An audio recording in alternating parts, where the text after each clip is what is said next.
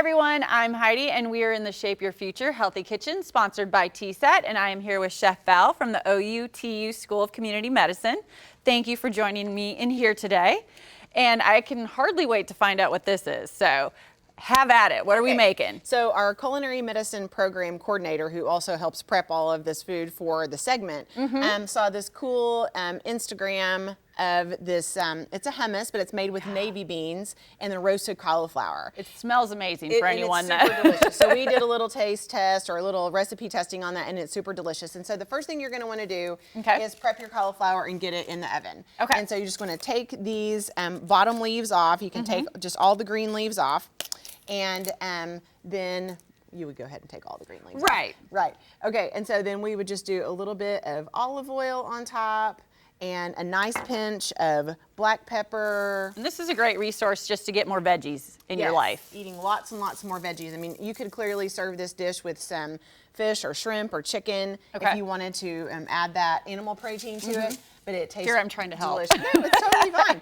And so what we did is we actually took the cauliflower and wrapped it in foil and roasted it for about an hour. It's not really roasting, it's really steaming if it's wrapped in foil. Okay. And then we opened up that foil and let it roast a little bit, just so the whole thing is nice and roasted when we get to a little more of the brown. Exactly. Okay. And so for our base here, we are going to make some hummus, but really it's just it's navy beans. It's not garbanzo beans. Garbanzo bean means hummus. Okay. So we're going to use these navy beans. We're going to get a really nice smooth puree, some garlic in there. Is there any particular reason for the navy beans over garbanzo beans, or just strictly just for the recipe? It just makes it nice and creamy. Okay. I mean, the chickpeas, you can get those creamy too. A lot of times you take the skins off. The navy beans are softer on their own.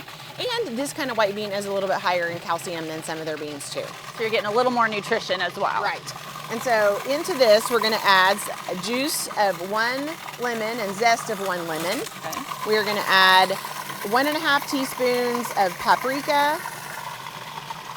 All right, smoked paprika or sweet paprika will do. Some cumin. We have a 1/2 cup of roasted red peppers. These just came straight from the jar. They're a lot more affordable that way, sometimes, depending on the time of the year. Right. Can you do them fresh if you wanted? Totally. Okay. Totally, and you can add more if you want to. And this is some tahini, which is just the ground sesame seed paste. Little pinch of salt, little pinch of black pepper. And then we're going to put this on and let it spin until it's really nice and smooth. Okay. And then you're just going to drizzle in your olive oil like this. And if we had a little more time, I would probably go ahead and let those beans really get very a little longer. pureed, yes. Now, is there a reason for the olive oil going in slower like that, or that's just how you're putting it in for today?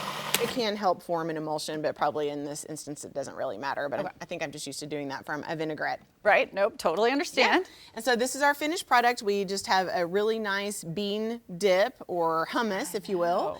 And then the roasted cauliflower, and you could use some parsley or cilantro on top. It's so pretty. I don't want to but I'm going to because I have to taste it. So let me grab this tiny little bite here just so I can get a taste. Oh my goodness. That is so good. If you want to learn more about this recipe, go ahead and head on over to KJRH.com.